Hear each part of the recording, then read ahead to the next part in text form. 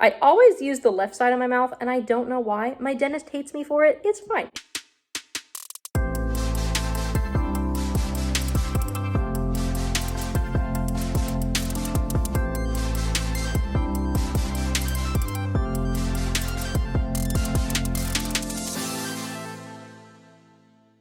Hello everyone, and welcome back to my channel. If you've been around here for a while, you know I have filmed this video a couple of times, but y'all really like it, so here we are for the third year in a row.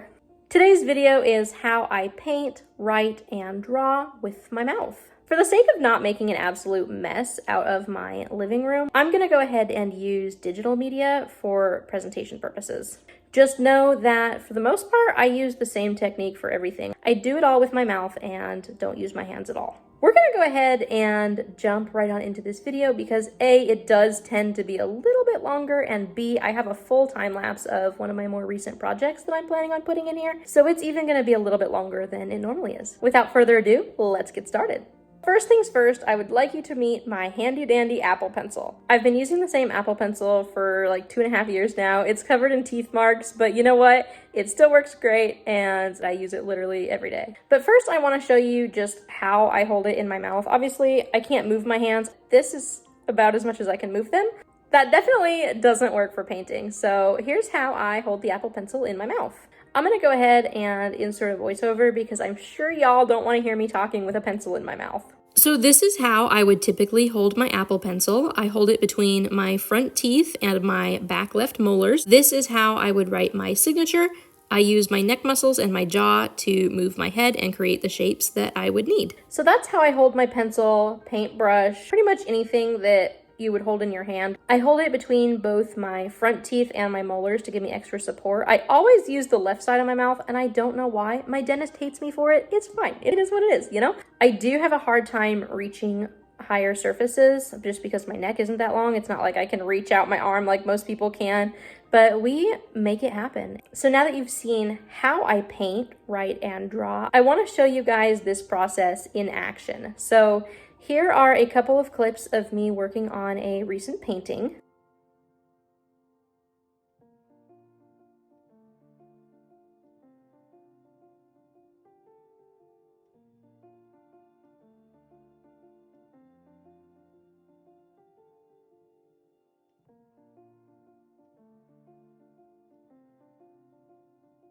If you remember the video from last year, we were working on something very similar, just from a different side of aviation. I figured since this project is completed, I can't just show you half of it. You need to see the whole thing. So here is a time lapse. I'm gonna go ahead and shut up so you guys can watch, and I will see you at the end.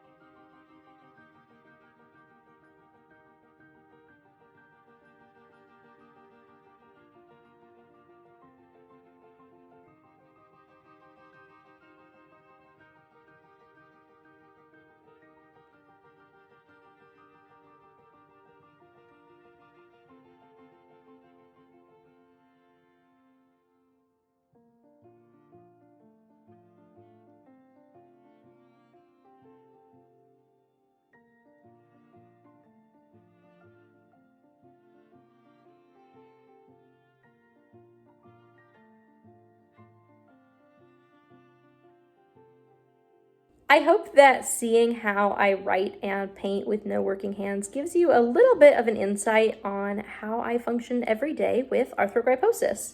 I love that I can do these things even though I am disabled, and art gives me an opportunity to make people smile, so to me it's very worth it. As you can probably imagine, I've given myself a pretty gnarly case of TMJ once or twice. Cough, cough, that Blue Angels project that took me 60 hours. But again, totally worth it. I love what I do, and I wouldn't trade it for the world, especially when it comes to aviation.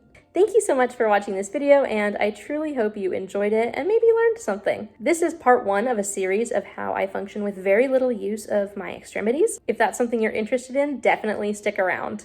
Thank you so much for watching, and let me know if there's anything you'd like to see in the comments below.